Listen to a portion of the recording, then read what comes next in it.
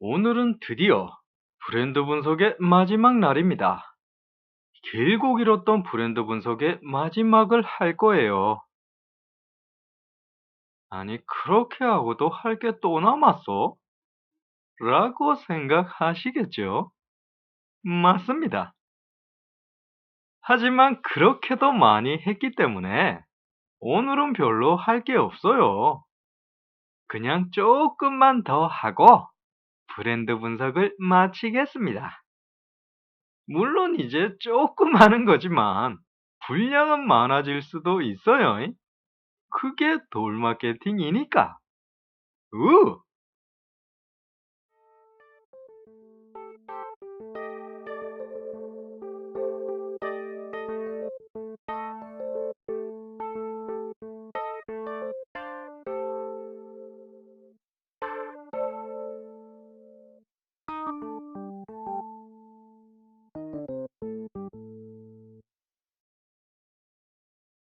오늘은 그냥 한 가지만 볼 겁니다. CBB 모델. 요게 어디에 쓰이는 거냐면 당연하게도 브랜드 분석할 때 쓰는 거예요. 브랜드의 각 부분을 이론적으로 나눠 놓고 그 틀에 맞춰서 브랜드를 분석하고 평가하는 겁니다. 그런데 뭐 그다지 색다른 건 없어요. 지금까지 제가 브랜드 분석에서 알려드렸던 거를 좀 더 보기 좋게 정리해 놓은 게 이겁니다. 대부분의 학문들이 그렇겠지만 이 CBB 모델처럼 정리하는 이론들이 있어요. 이게 무슨 말이냐면 모두가 다 아는 거를 좀 더 보기 좋게 이론으로 정립하는 경우가 있다는 겁니다. CBB 이게 엄청나게 새로운 이론이 아니에요. 그저 기존에 존재하던 기법이나 방식들을 한데 모아가지고 정리를 한 겁니다. 그거를 누가 했다? 케빈 아저씨가 했다. 물론 이게 케빈 아저씨의 업적을 깎아내리는 건 아닙니다. 이 아저씨 되게 훌륭한 아저씨예요. 다만 이제 제가 이런 말을 드리는 거는 쫄지 말라는 겁니다. 지금까지 돌마케팅 브랜드 분석을 보신 분은 CBB 모델이고 껌이에요. 이름은 거창하지만 이미 여러분이 다 아는 겁니다. 그리고 그게 바로 CBB 모델을 알려드리는 이유예요. 이름이 거창하니까. 마케팅을 배웠는데 이거는 이렇게 하고 저거는 저렇게 하고 어쩌고 저쩌고 이러고 저러고 이거는 모양이 빠지잖아. 멋지게 보이지가 않는다고. 그런데 CBB 모델에 따르면 쏠라 이러면 어떻습니까? 뭔가 되게 있어 보이지. 응? 그러라고 알려드리는 겁니다. 다른 사람한테 마케팅을 말할 때는 물론이고 공모전용으로 기획서를 쓸 때도 폼나게 할 수 있다는 거예요. 그런데 제가 말 나온 김에 주의사항 한 가지를 알려드리겠습니다. 공모전 기획서에 무슨 모델, 무슨 이론, 이런 거를 넣으면 폼은 나겠지만 그렇다고 반드시 이론을 쓰고 모델을 써야 하는 건 아니에요. 이거는 여러분이 선택하는 거지 반드시 그렇게 해야만 하는 건 아닙니다. 어차피 공모전 심사하는 양반들은 마케팅 빠삭한 양반들이에요. 그 사람들 앞에서 폼 잡아봐야 그저 귀엽게 보일 뿐입니다. 그러니까 제가 CBB 모델을 알려드린다 해서 무조건 이거를 써야 돼. 기획서에는 무조건 들어가야 돼. 이렇게 생각하진 마세요. 제가 이거를 왜 주의사항으로 말씀드리냐면 학생들이 이거를 강박적으로 사용하는 경우가 있어요. 학교에서 무슨 이론을 배우고 무슨 모델을 배웠으니까 기획서 쓰는 거에 그게 무조건 들어가야 한다고 생각하는 거지. 하지만 그거는 과제물 할 때나 그런 거고 실제 기획서를 쓸 때는 그런 이론이나 모델들은 안 들어가도 됩니다. 오히려 그런 게 들어감으로 인해 기획서의 흐름이 끊긴다거나 복잡해지는 경우가 있어요. 제가 전에 상황 분석에서 했던 말을 다시 하면 기획서는 흐름이 중요합니다. 상황 분석, 문제 파악, 목표 설정, 전략 구축. 이 각각의 단계들이 물 흐르듯이 자연스럽게 흘러야 되는 거예요. 무슨 이론이나 모델을 넣는답시고 뻑뻑 박아놔 버리면 어때요? 이거는 중간중간에 요철이 있는 거예요. 자연스럽게 흘러야 될 기획서의 흐름이 중간중간 정체되고 막힌다는 겁니다. 그래서 반드시 그런 거를 넣을 필요는 없다. 이거를 기억하셔야 됩니다. 제가 이거를 왜 이렇게 강조하냐면 제가 학생 때 그랬어요. 하루 종일 도서관에 앉아가지고 책만 보다 보니까 무슨 이론, 무슨 모델 아주 엄청나게 알게 됐습니다. 그래서 기획을 할 때 어떤 짓거리를 했냐면 아무도 모르는 이론을 갖다가 막 어거지로 구겨 넣었어요. 내가 아는 거를 쓰고 싶다 이거지. 봐라, 내가 이 정도다. 이거를 보여주고 싶어가지고 생등신 같은 짓을 했습니다. 그렇게 만들어진 기획서는 어떻다? 개소리 하고 있다. 아니, 이건 과장이 아니라 진짜 개소리 하는 기획서가 나옵니다. 공모전 주최 측이 학생들한테 원하는 건 뭐예요? 젊은 생각과 기똥찬 아이디어예요. 그런데 이 등신 같은 기획서는 아이디어는 찔끔이고 이론이랑 모델만 떠들고 있어. 이게 개소리 하는 기획서지 뭐겠습니까? 그러니까 여러분은 저처럼 되지 말라는 거예요. 기획서에서 중요한 건 첫째가 아이디어고 둘째가 흐름입니다. 이론이나 모델 같은 거는 높게 쳐줘도 셋째예요. 중요한 건 뭐다? 아이디어와 흐름. 잊지 마시길 바랍니다. 자, 서론이 길었는데 그러면 이제부터 본격적으로 CBB 모델을 알아보겠습니다. 일단 이름부터 알고 가면 커스터머 베이스 브랜드 에쿼티, 요거의 앞글자를 따가지고 CBBE라고 부릅니다. 이거를 한국말로 하면 소비자에 기반한 브랜드 가치라고 할 수 있어요. 그런데 브랜드 가치는 뭐였죠? 인지도 더하기 연상이었습니다. 이거는 하도 여러 번 들어가지고 다 아실 거예요. 브랜드 가치, 브랜드 에쿼티, 브랜드 파워, 브랜드 스트렝스 전부 다 같은 말인데 이거는 결국 뭘 말하는 거다? 인지도랑 연상을 말하는 거다. 그럼 소비자에 기반한 브랜드 가치라는 건 소비자에 기반한 브랜드 인지도와 연상. 다시 말해, 소비자가 생각하는 브랜드 인지도와 연상이라는 거예요. 자, CBB 모델 끝났습니다. 이게 다예요.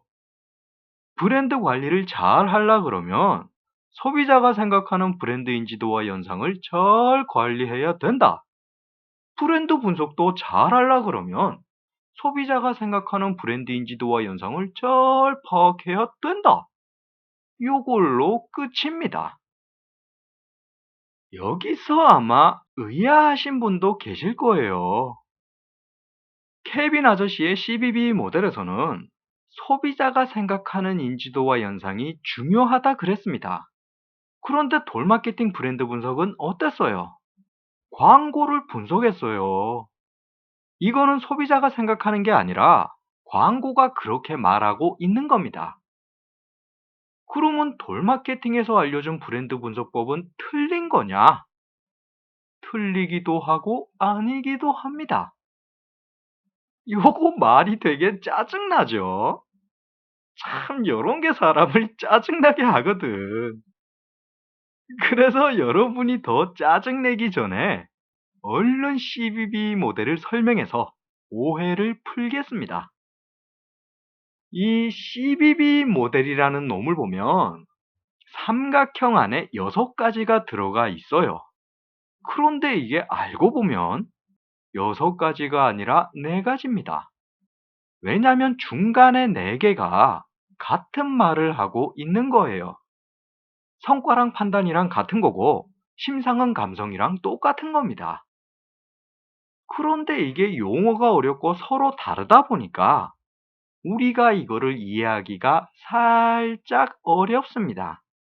중요성이랑 공진, 이것도 말이 되게 어렵잖아. 그래서 제가 이거를 돌마케팅 버전으로 바꿀 거예요. 저 같은 찌끄레기가 CBB 모델을 변형하면 욕먹겠지만 어쩔 수 없어. 이거는 이거 그대로 설명하려 그러면 어려워져요. 근데 어려운 거 좋아하는 사람 아무도 없잖아. 그래서 그냥 돌마케팅 버전으로 쉽게 바꾸겠습니다. 문 크리스탈 파워 뾰로롱. 자, 이게 돌마케팅 버전의 CBB 모델입니다. 어때요? 참 쉽죠? 그리고 익숙한 게 막 보일 거예요.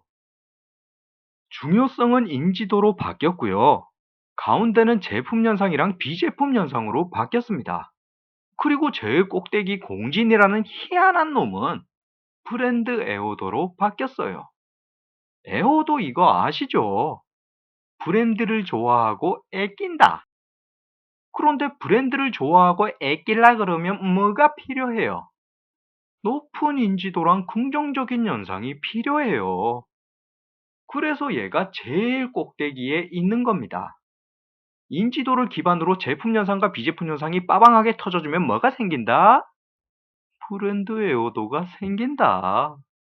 그게 CBB 모델입니다.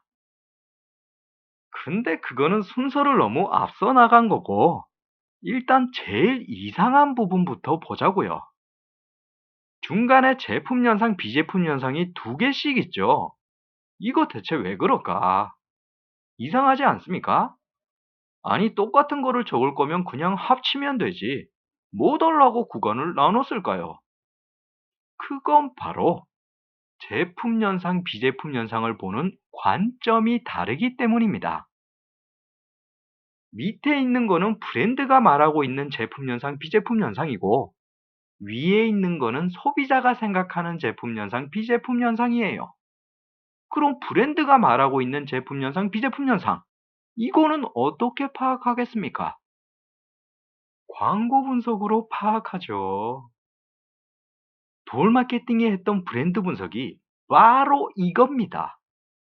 저 브랜드가 어떤 말을 하고 있는지, 어떤 제품 연상, 비제품 연상을 강조하고 있는지를 봤던 거예요. 그런데 그게 소비자한테 100% 전달이 될까요? 안 되지. 광고를 암만 잘 만들어서 전달하더라도 그게 소비자한테 100% 전달되는 경우는 잘 없습니다. 그리고 때로는 브랜드 연상이 왜곡돼서 전달되는 경우도 있어요. 브랜드는 그랬는데 소비자는 로 들을 수도 있다는 거지. 그래서 CBB 모델에서는 소비자가 생각하는 제품 연상, 비제품 연상을 또 보는 거예요. 브랜드는 이런 현상들을 말하고 있는데 과연 소비자도 브랜드를 그렇게 생각할까? 이거를 분석하는 겁니다. 하지만 우리가 그거를 할 수는 없잖아. 소비자가 생각하는 브랜드 현상을 알려면 뭘 해야 돼요? 설문조사하고 빅데이터 분석을 해야 돼요. 그래서 돌마케팅은 그거 대신 광고 분석을 했던 겁니다. CBB 모델로 보자면 아래 단계의 브랜드 현상을 파악했던 거예요. 그렇기 때문에 돌마케팅의 브랜드 분석법이 틀리기도 하고 아니기도 한 겁니다. LG G5 광고는 이런 현상들을 말하고 있는데 소비자가 LG G5에 대해 가지는 연상도 그거랑 똑같을까요? 이거는 장담할 수 없어요. 물론 그 둘이 비슷하기는 하겠지만 완전히 똑같다고 할 수는 없는 겁니다. 이거는 소비자한테 설문을 받고 빅데이터 분석을 하지 않는 이상 모르는 거예요. 그래서 돌마케팅의 브랜드 분석법은 틀렸다 아니다라고 하기보다는 그냥 반쪽짜리 브랜드 분석이라고 하는 게 맞을 겁니다. 브랜드 분석하는 방법이 틀린 건 아닌데 완전하지는 않은 반쪽짜리 브랜드 분석인 거예요. 이거는 제가 굉장히 안타까워하는 부분이기도 합니다. 왜냐면 돌마케팅이 채워줄 수 없는 부분이니까. 처음에는 제가 어떤 계획을 세웠냐면 돌마케팅의 시청자가 많아가지고 그 시청자들을 대상으로 설문조사를 하려 그랬어요. 돌마케팅의 시청자들도 소비자들이잖아. 그럼 그 사람들을 대상으로 설문을 하면 나머지 반쪽의 브랜드 분석이 되는 겁니다. LG G5에 대한 설문조사를 해가지고 과연 돌마케팅 시청자들이 LG G5에 대해 어떤 현상을 가지고 있는지 그거를 파악하는 거예요. 그리고 그 설문 결과를 G5 광고가 말하고 있는 현상이랑 비교해 보는 겁니다. 그야말로 완벽한 브랜드 분석이 되는 거지. 에이 참. 그런데 제가 꿈이 컸어요. 돌마케팅이 이렇게 될 줄 누가 알았겠어. 사람들이 마케팅에 대한 관심이 없더라고요. 저는 개인적으로 그렇게 생각했었어요. 기업 활동 중에 우리한테 가장 밀접한 부분이 마케팅이니까 마케팅을 알려준다 그러면 사람들이 관심을 가질 거라 생각했습니다. 왜 그런 경우 많잖아요. 마케팅에 속았다, 상술에 넘어갔다. 그런 거. 그럼 그거에 안 속으려면 어떻게 해야 되겠습니까? 마케팅을 알고 상술을 알아야 되는 거죠. 그리고 궁극적으로는 마케팅을 통해 기업과 소비자가 상생해야 되는 겁니다. 소비자가 마케팅을 알면 기업이 마케팅으로 장난을 못 쳐요. 뻔히 다 알고 있는데 그 앞에서 손장난할 수는 없는 거지. 그러다간 손모가지 날아가 봅니다. 모르니까 속는 거고 속다 보니까 마케팅을 싫어하게 된 거예요. 그래서 제가 지금 해야 하는 일은 여러분이 마케팅을 좋아하게 만드는 겁니다. 제가 또라이라서 문크리스탈 파워 파워 이러는 거 아니에요. 여러분을 웃겨가지고 여러분이 돌마케팅을 좋아하고 그 좋아하는 감성이 마케팅으로 옮겨가길 바라는 거예요. 물론 이제 제가 또라이인 것도 있기는 있어요. 저는 인생을 재밌게 살아야 된다고 믿기 때문에 제 스스로가 또라이인 거를 좋아합니다. 너무 정성인이면 재미없잖아. 인간이 가져야 할 윤리와 도덕은 지키면서 그게 허용하는 부분에서는 또라이가 되는 겁니다. 인생의 MSG를 치는 거예요. 자, 그러면 다시 CBB로 돌아와서 브랜드 현상에 대해 하나만 더 알려드리겠습니다. 브랜드 현상에서 아주 중요하게 보는 부분이 뭐냐면 차별성이에요. 이거는 뭐 브랜드 현상에서뿐만 아니라 마케팅에서도 굉장히 중요하게 보는 부분이죠. 차별성은 곧 경쟁력이 되는 거니까. 그런데 차별성이라 해서 다 경쟁력이 있는 건 아닙니다. 독특하고 유별나다 해서 그게 좋은 것만은 아니라는 거예요. 차별성은 소비자가 그걸 긍정적으로 생각할 때 경쟁력이 생깁니다. 제가 G5 광고 분석할 때 배터리 보고 뭐라 그랬어요? 쓸모는 없지만 차별성은 있다 그랬어요. 제가 참 말 한마디 하는 것도 그냥 하는 게 없습니다. 이게 뇌 자체가 마케팅으로 돌아가다 보니까 그냥 했던 말인데도 여기서 쓰이네요. 참 편한 뇌를 가지고 있어요. 자, 쓸모는 없지만 차별성은 있다. 이거는 결국 뭡니까? 차별성이 없는 거나 마찬가지라는 거예요. 다른 스마트폰과 구별되는 특징이긴 하지만 그게 경쟁력이 있다고 보기는 힘들다는 겁니다. 이걸 뭐 모듈 방식이라 그래가지고 카메라도 꽂고 스피커도 꽂고 할 수는 있는데 스마트폰에 그런 거를 꼽아가지고 어? 뭐 할 거야? 그리고 가방에 그런 거를 바리바리 싸들고 다닐 거예요? 스마트폰 들고 다니면서 가방에 주변 기기들을 막 넣어서 다닙니까? 스마트폰으로 동영상 찍으려 그러는데 야, 잠깐만. 내 스마트폰은 달라. 윙 치킨, 윙 치킨. 스마트폰 변신 카메라 강화. 막 이래요? 아니잖아. 뭘 번거롭게 이거 끼웠다가 저거 끼웠다가 난리를 칩니까?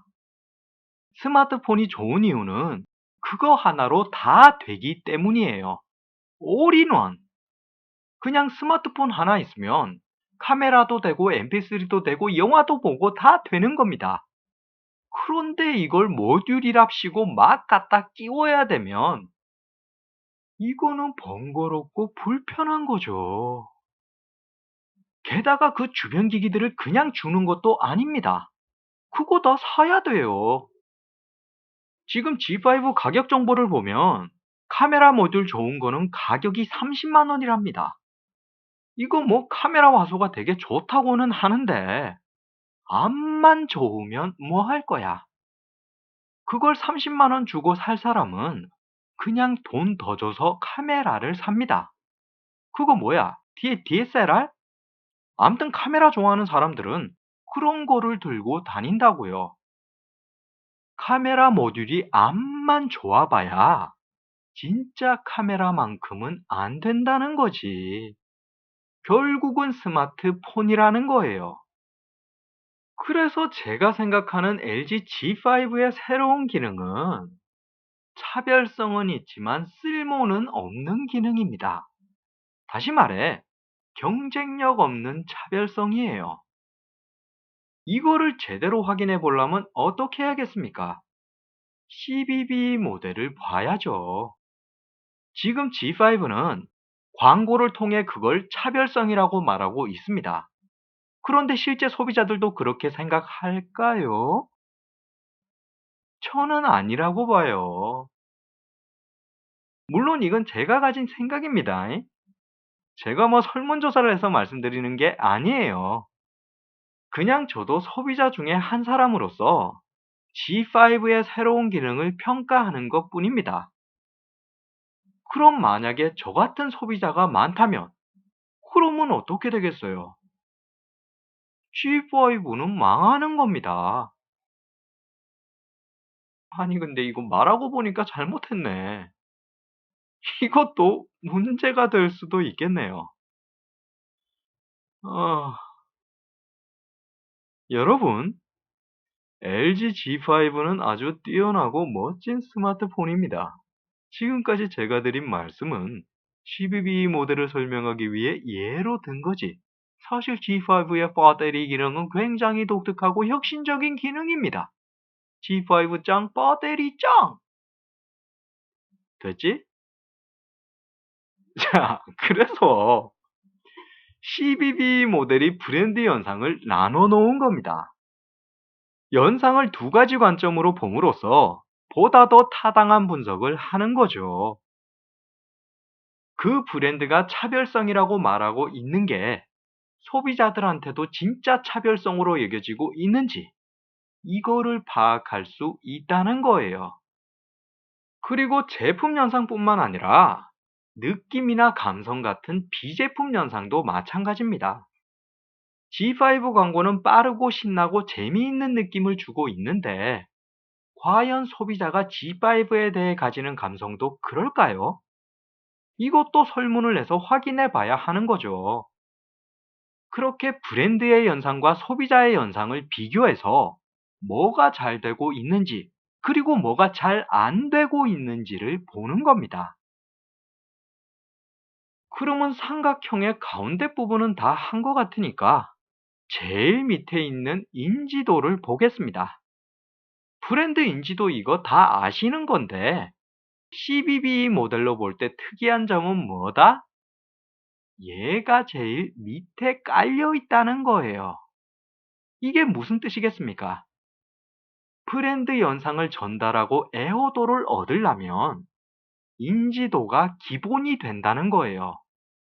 인지도가 없으면 연상도 없고 애호도도 없고 그냥 다 꽝이라는 겁니다. 그래서 얘를 계속해서 올려야 되는 거예요. 설령 그 브랜드가 최초 인지를 가졌다 해도 그걸 유지하기 위해 마케팅하고 브랜딩해야 된다는 겁니다.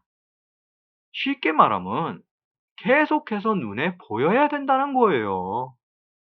눈에서 멀어지면 마음에서도 멀어지듯이 소비자 마음에서 멀어지면 연상도 멀어지고 애호도도 멀어지는 겁니다. 세상 이치가 다 이래요. 제일 밑에 깔려 있어가지고 하찮게 보이는 것들이 사실은 그 위에 있는 것들을 존재하도록 하는 겁니다. 재벌 대기업 아주 떵떵거리며 살죠. 지들이 뭐 일자리를 만드네 국민을 먹여 살리네 개소리 하는데 국민이 없으면 재벌 대기업도 없어요. 노동자가 없으면 제품을 못 만들고 소비자가 없으면 제품을 못 파는 겁니다. 그러면 지들이 일자리를 주네 먹여 살리네 그딴 개소리를 하면 안 되는 거지. 노동자가 기업을 만드는 거고 소비자가 기업을 먹여 살리는 겁니다. 이거 뭐예요? 같이 가는 거잖아. 그래서 기업과 소비자가 상생을 해야 하는 겁니다. 소비자는 뭐예요? 소비자는 소비자인 동시에 노동자예요. 그럼 기업은 노동자와도 상생을 해야 하는 겁니다. 이 쉬운 거를 안 하는 이유는 뭐다? 그 쌍놈의 새끼들이 나쁜 놈들이기 때문입니다. 그러면 노동자이자 소비자인 사람들이 불매운동을 하고 나쁜 기업을 망하게 해야 되는데, 아, 이게 왜 안 될까? 어? 세상 참 재밌는 곳이에요. 예?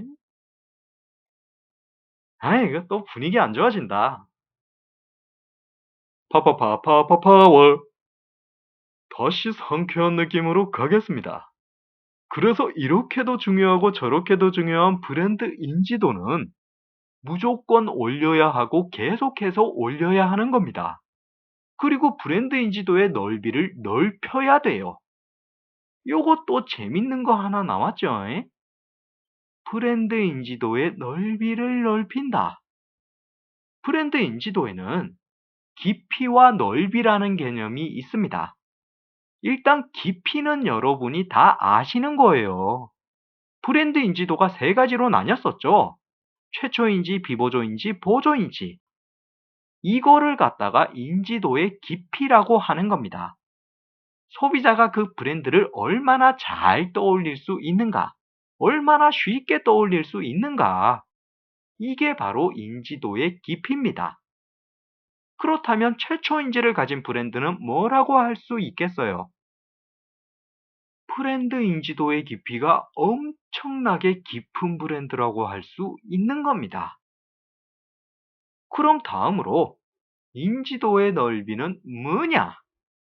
그 브랜드를 떠올릴 수 있는 상황이나 조건의 다양성입니다. 얼마나 다양한 상황에서 그 브랜드를 떠올리냐는 거지. 예를 들면 제가 좋아하고 여러분이 좋아하는 김연경 씨. 우리 연경 씨는 어떤 때 떠올릴 수 있어요? 일단 배구 선수 중에 아는 사람 다 말해봐라. 그러면 김연경 나옵니다. 다음으로 예쁜 여자 중에 아는 사람 다 말해봐라. 여기서도 연경 씨 나와요. 그리고 돌 마케팅 하면 떠오르는 사람을 다 말해봐. 무조건 김연경 나올 겁니다. 이런 식으로 어떤 브랜드가 다양한 상황이나 조건에서 소비자 머릿속에 떠올라야 되는 거예요. 이거를 브랜드 인지도의 넓이라고 하는 겁니다. 그런데 이 인지도의 넓이는 깊이보다는 관리하기가 살짝 까다롭습니다. 인지도의 깊이는 딴 거 없어요. 그냥 자주 보여주고 들려주면 됩니다. 제일 유명해지기만 하면 되는 거야. 하지만 인지도의 넓이 같은 경우는 마케팅이나 브랜딩을 통해서 연상을 심어야 돼요. 소비자가 다양한 상황에서 브랜드를 떠올릴 수 있도록 우리가 그렇게 만들어야 되는 겁니다. 예쁜 여자를 보면 김연경이 생각나고, 배구 경기를 보면 김연경이 생각나고, 맛있는 거 먹을 때도 김연경이 생각나고, 돌마케팅 볼 때도 김연경이 생각나고. 그래서 이 인지도의 넓이를 넓히려고 할 때는 언제, 어디서, 왜를 생각해 보면 됩니다. 소비자들이 우리 브랜드를 언제 떠올리는지, 그리고 언제 떠올렸으면 좋겠는지, 또 소비자가 브랜드를 어디서 떠올리는지, 어디서 떠올렸으면 좋겠는지, 왜 떠올리는지, 어떤 이유로 떠올렸으면 좋겠는지, 이거를 찾아내고 생각을 해서 브랜드 인지도의 넓이를 넓히는 거예요. 이거를 제가 떠올린다라고 하니까 어렵게 느껴지실 텐데, 그럴 때는 그냥 사용한다라고 생각하시면 됩니다. 소비자가 우리 브랜드를 언제 어디서 왜 사용하냐? 그리고 언제 어디서 어떻게 사용했으면 좋겠냐? 요거를 찾아내서 브랜드에 넣는 거예요. 그 다음 광고를 하든 PR을 하든 해가지고 소비자가 그걸 알게 하고 느끼게 하는 겁니다. 그러고 보면 저도 김연경 마케팅을 해왔던 거예요. 돌 마케팅을 보는 여러분은 이제 연경 씨를 평소보다 자주 떠올리게 될 겁니다. 왜냐면 제가 계속해서 여러분한테 주입을 했기 때문에 여러분은 김연경을 좋아하고 예쁘다고 생각하게 될 거예요. 어디 가서 전단지를 봐도 돌 마케팅이 떠오르면서 김연경이 떠오를 거고, 어디 가서 또라이를 보면 돌 마케팅이 생각나면서 김연경이 떠오를 겁니다. 돌 마케팅이 연결고리가 돼서 다양한 상황들과 연경 씨를 이어주고 있는 거예요.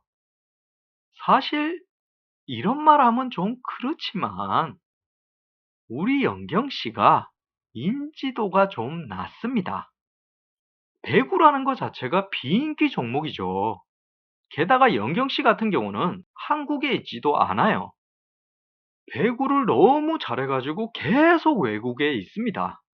그렇다 보니까 연경 씨의 인지도가 굉장히 낮은 상황이에요. 이러면 안 되는 거지.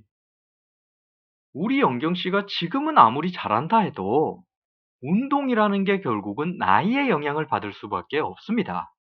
언젠가는 연경 씨도 은퇴할 수밖에 없다는 거예요.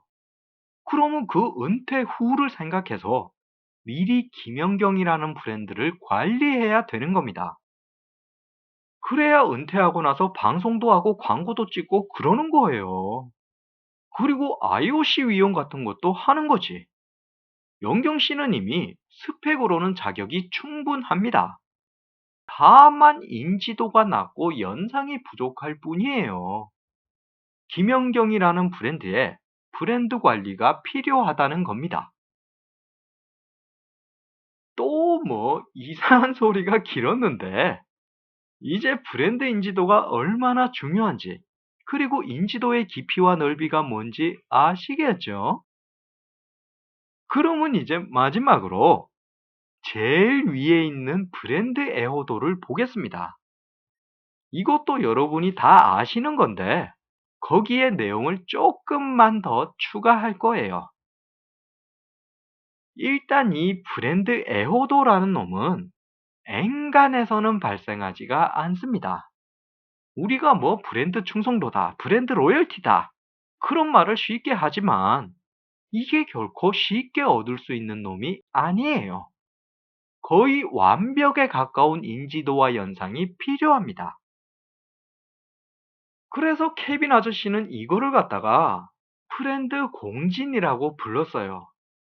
이 공진이라는 게 뭐냐면 어떤 물체가 가진 고유한 진동수와 똑같은 진동을 가했을 때 이게 아구가 맞아가지고 훨씬 더 크게 진동하는 현상을 말합니다.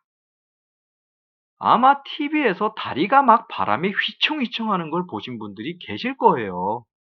그게 바람의 진동이 다리의 공진이랑 맞아서 그런 겁니다. 그 크고 무거운 다리가 종이장처럼 휘고 무너진다는 거죠. 그런데 그거는 정말 기적에 가까운 경우입니다. 앵간에서는 그렇게 될 수가 없어요. 그래서 케빈 아저씨가 공진이라는 말을 쓴 겁니다. 브랜드 에어도도 앵간해서는 안 된다는 거지. 이 브랜드 에어도라는 놈은 소비자와 브랜드가 완벽하게 아구가 맞아가지고 브랜드의 효과가 더 크게 나타나는 겁니다. 원래 브랜드의 효과라는 건 어때요? 그냥 뭐 제품의 장점을 키우고 단점을 커버하고 판매를 돕고 경쟁력을 확보하고 그런 게 답니다. 이것만 해도 엄청난 거예요. 그런데 브랜드의 호도가 발생하면 이거는 포켓몬 진화하듯이 브랜드의 효과가 진화해 버립니다. 언터처블 브랜드가 되는 거예요. 이거를 가장 쉽게 경험해 볼 수 있는 게 뭐냐면 가격이랑 판촉입니다. 예를 들어 내가 코카콜라를 엄청나게 좋아해요. 콜라는 코카콜라지. 그런데 가격을 보면 어떻습니까? 코카콜라가 펩시보다 비싸. 하지만 나는 코카콜라를 좋아하기 때문에 얼마 더 주고서라도 코카콜라만 마십니다. 그런데 한날은 콜라 사러 슈퍼에 갔더니 펩시가 판촉을 합니다. 1 플러스 1. 안 그래도 가격이 싼데 한 병 가격에 두 병을 줘. 이러면 제가 어떨 것 같습니까? 코카콜라 사러 갔다가 펩시를 사서 온다는 거죠.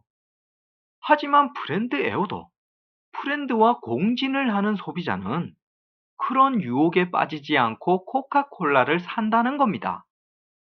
1 플러스 1이라도 싫다. 콜라는 코카콜라다. 이러고 코카콜라를 산다는 거예요. 어때요? 이거 엄청나게 이상하죠? 브랜드 에오도라는 놈이 그런 놈입니다. 소비자가 합리적 소비를 한다고 가정하면 1 플러스 1 펩시를 사는 게 맞는 거예요. 하지만 브랜드를 애호하는 소비자는 그럼에도 불구하고 코카콜라를 산다는 겁니다. 여기서 우리가 알 수 있는 게 뭐다? 브랜드 애호도는 어떻게 보면 감성의 영향이 더 크다는 겁니다. 이성적으로 판단하면 1 플러스 1이지. 하지만 애호도를 가진 소비자는 브랜드를 아끼고 사랑하기 때문에 그런 유혹마저 떨쳐버릴 수 있다는 거예요. 그래서 결국 브랜드 관리의 궁극적인 목적은 소비자로 하여금 브랜드 애호도를 가지게 하는 겁니다. 소비자와 브랜드가 공진을 하는 거예요. 둘이 손잡고 들들들들들들 떨리는 거지. 문제는 뭐다? 그게 너무너무 어렵다. 그래서 제가 이게 왜 어려운지를 생각해 봤어요. 아니, 제품을 그렇게 잘 만들고 브랜드 관리를 그렇게 잘했는데 왜 이게 어려울까? 에어도 이거는 해외에서도 엔간해서는 찾아보기 힘들어요. 보통 이제 마케팅에서 에어도를 가졌다고 하는 브랜드는 두 개뿐입니다. 할리 데이비슨이랑 코카콜라. 할르예, 한두 빼기 하실래예? 얘들밖에 없어요. 그래서 마케팅 업자들이 어떻게 했겠어요? 할리랑 코카콜라의 브랜드를 아주 뼛속까지 연구를 했습니다. 얘들이 도대체 어떻게 해가지고 에어도를 가졌냐 이거지. 그래서 연구도 다 됐어요. 그 연구 결과로 나온 게 뭐다? 브랜드 인지도랑 연상을 관리해라. 그리고 감성적인 연상을 중요하게 봐라. 그래서 다른 브랜드들이 그걸 다 따라 했어요. 근데 안 돼. 애호도까지는 안 생깁니다. 이게 도대체 왜 그럴까? 이거를 생각해 보다가 제가 아주 재밌는 걸 발견했습니다. 이거는 그냥 제 개인적인 생각이에요. 별로 중요한 건 아니니까 그냥 들으세요. 테레비를 보다 보면 아이돌 그룹 있죠. 걔들을 가만 보면 우리가 흔히 빠돌이 빠순이라고 하는 팬들이 있습니다. 이 빠돌이 빠순이들은 정말 엄청난 수준의 애호도를 가졌어요. 아, 근데 제가 빠돌이 빠순이라 그런다고 그분들을 나쁘게 얘기하는 게 아닙니다. 그냥 이제 그런 명칭이 있으니까 그걸 갖다 쓰는 것 뿐이에요. 그렇게 치면 저도 김연경 빠돌이니까 기분 나빠하지 마세요. 죄송합니다. 자, 그래서 아이돌 그룹의 팬들은 굉장히 강한 애호도를 가지고 있습니다. 그리고 그 애호도가 굉장히 빠르게 형성됐어요. 보통 브랜드 관리에서는 브랜드가 애호도를 가지기까지는 오랜 시간이 걸린다고 여깁니다. 주구장창 마케팅을 해가지고 소비자한테 계속해서 브랜드를 알리고 연상을 줘야 된다고 해요. 게다가 제품은 제품대로 완벽해야 되고 연상은 연상대로 완벽해야 됩니다.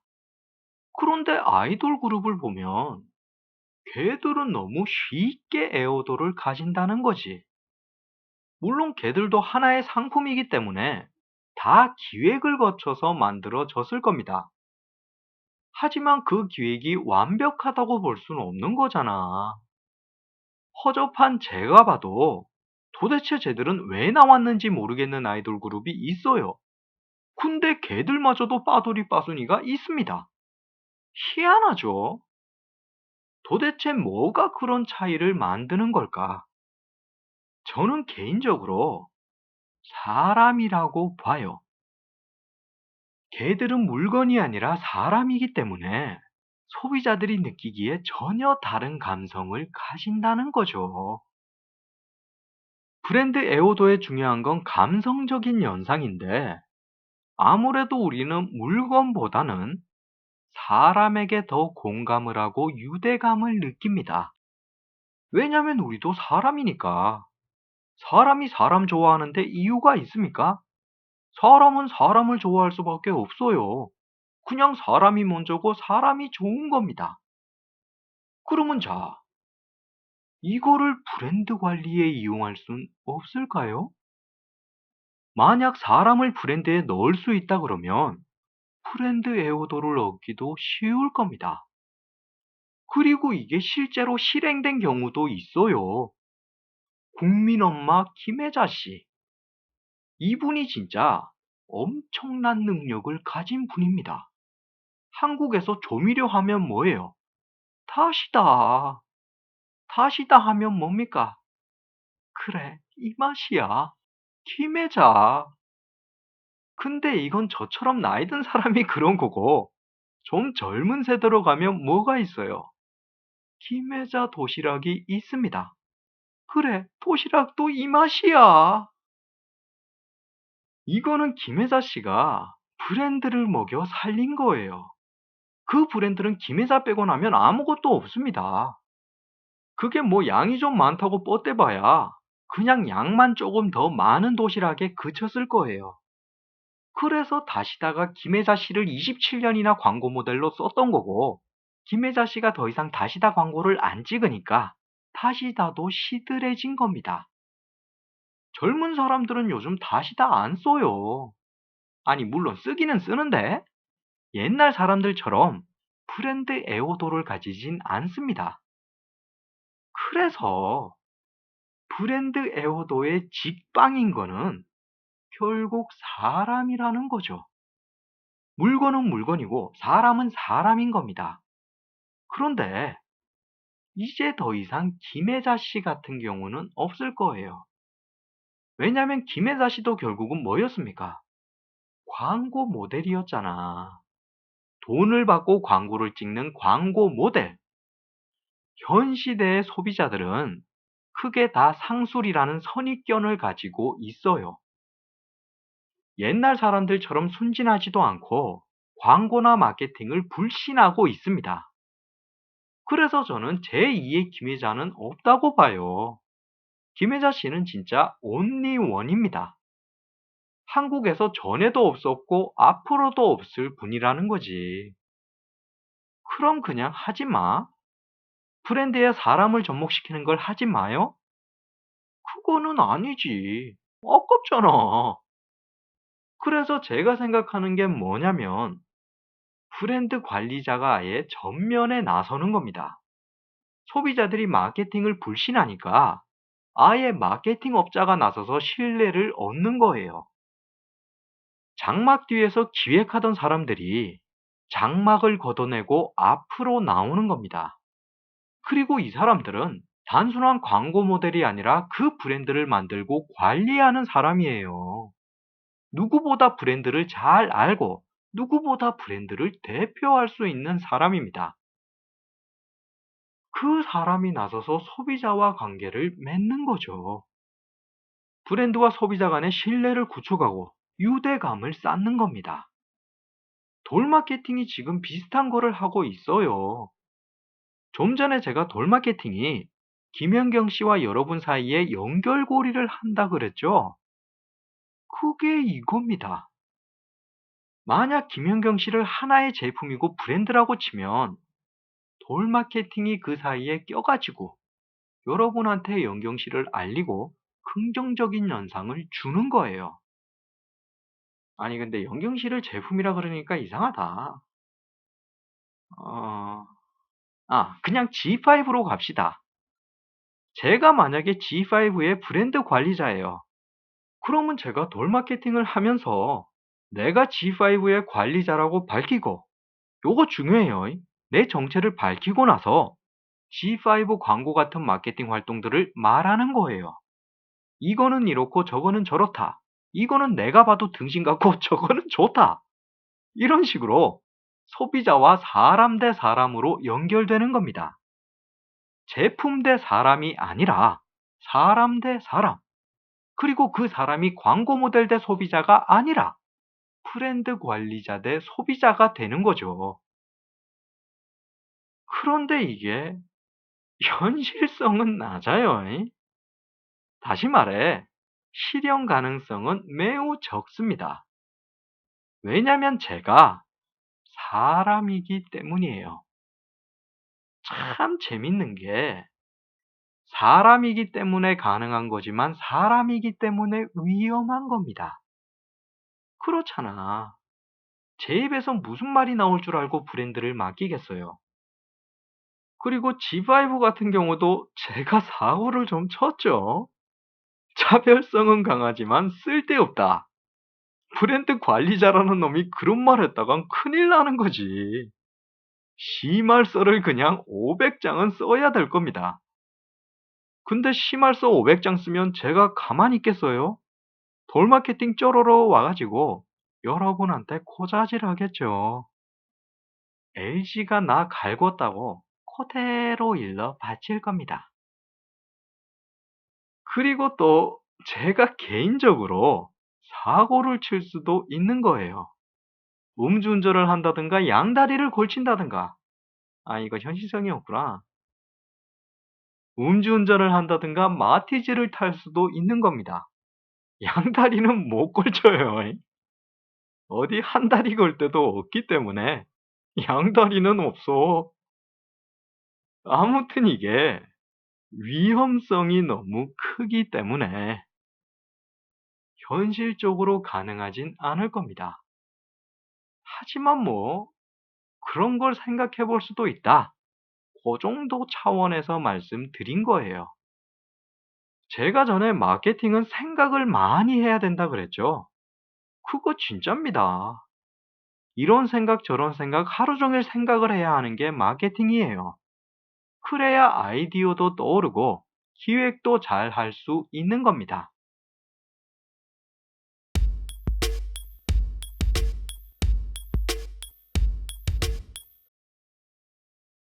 오늘로써 브랜드 분석은 끝입니다. 브랜드에 대해서도 알려드렸고, 브랜드 분석하는 방법도 알려드렸어요. 물론 이제 설문조사하는 방법이 빠지긴 했는데, 이거는 굳이 지금 알려드릴 필요는 없다고 생각했습니다. 왜냐면 여러분이 직접 기획을 하고 공모전을 하더라도 설문조사를 해야 하는 경우는 없으니까. 그래서 설문조사 같은 경우는 나중에 알려드릴 겁니다. 아, 그러면 다음에 봐요. 잉? 아니, 이거 끝인사가 너무 짧은가? 하도 이제 길게 하는 게 익숙해지다 보니까 짧으니까 좀 이상하네요. 원래 돌마케팅은 오프닝에서 한뭉탱이 하고 또 엔딩에서 한뭉탱이 하잖아요. 그런데 사실 이게 좋은 거는 아니에요. 잉? 요즘 개인 미디어 콘텐츠들을 보면 돌마케팅처럼 긴 거는 잘 없습니다. 뭐 게임 같은 거는 길게 할 수 있겠지만 돌마케팅처럼 어떤 다른 주제를 가지고 길게 하는 거는 어떻게 보면 되게 이상한 거예요. 그래서 제가 고민입니다. 요즘 사람들은 뭔가 길게 하는 걸 안 좋아하거든. 이제는 시청 방식도 인스턴트가 돼버려서 특정 부분을 짧게 보는 걸 좋아합니다. 그래서 요즘 방송국들이 골머리를 썩어요. 드라마고 예능이고 보통 1시간짜리를 만드는데 시청자들이 그걸 다 봐주지를 않는 겁니다. 그 대신 개인 미디어들이 편집한 5분짜리 영상을 보는 거지. 이러면 방송국은 수익이 안 납니다. 시청률이 안 나오니까 광고비 받는 것도 주는 거예요. 돌 마케팅도 그렇습니다. 이게 시청 시간이 너무 길다 보니까 사람들이 끝까지 보기가 힘들어. 게다가 저는 유튜브 광고를 중간이랑 끝에 넣어놨습니다. 제일 앞에 붙이면 조금이라도 효과가 있을 텐데, 그거는 왠지 미안하더라고요.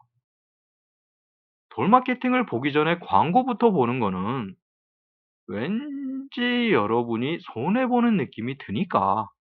그래서 제가 중간이랑 끝에다가 광고를 넣었습니다. 그렇다는 건 뭐예요? 중간 광고는 몰라도 마지막 광고는 아무도 안 본다는 거죠. 왜냐면 엔딩 음악이 나올 때쯤이면 그냥 돌마케팅을 꺼버립니다. 그래서 제가 생각을 한 게 엔딩 음악을 없앨까 하는 거예요. 그런데 그거는 제가 싫어요. 처음과 마지막은 음악이 있어 줘야 됩니다.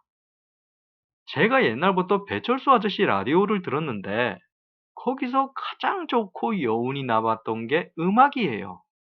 특히 그 언제나 똑같은 오프닝 음악. 헛뜨 세로데나이 빠빠빠빠빠빠빰. 그거 되게 좋더라고. 그래서 제가 그거를 흉내내는 건데 이게 유튜브 광고 시스템이랑은 좀 안 맞습니다. 이거를 어떻게 해야 될까? 그래서 참 요것도 고민을 하고 있어요.